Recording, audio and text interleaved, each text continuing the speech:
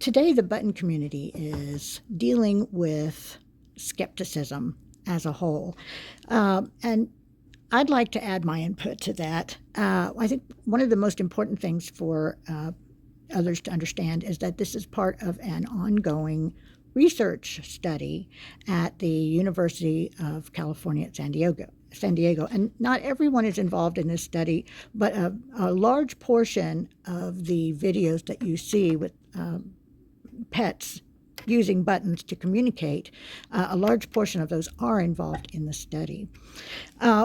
The thing that actually convinced me to get started, other than Ms. Hunger's book, How Stella Learned to Talk, was What About Bunny?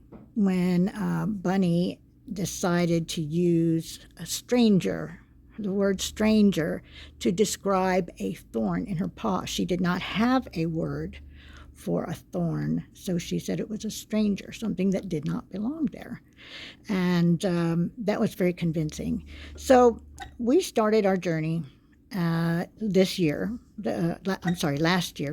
January. And I almost gave up because nobody was pressing any buttons. And suddenly one of my cats just walked over and pressed cookies. He wanted some cookies. Then I noticed that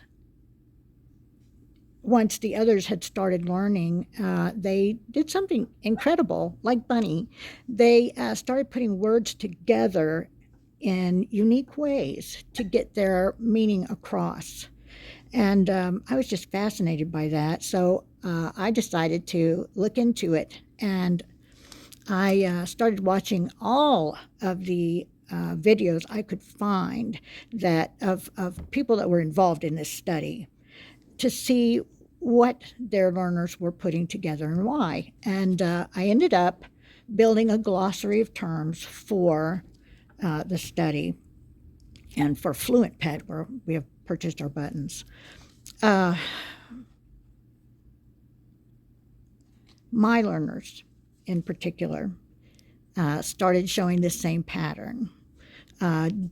Jake said, "Help, where?" when another cat started having an asthma attack.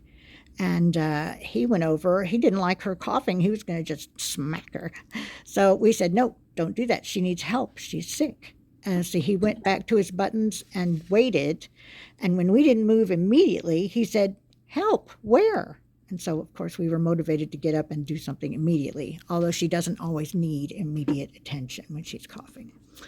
The other two, I think that were the defining moments for me. We had been out all day, all weekend actually, in and out of the house, shopping, running errands of all kinds.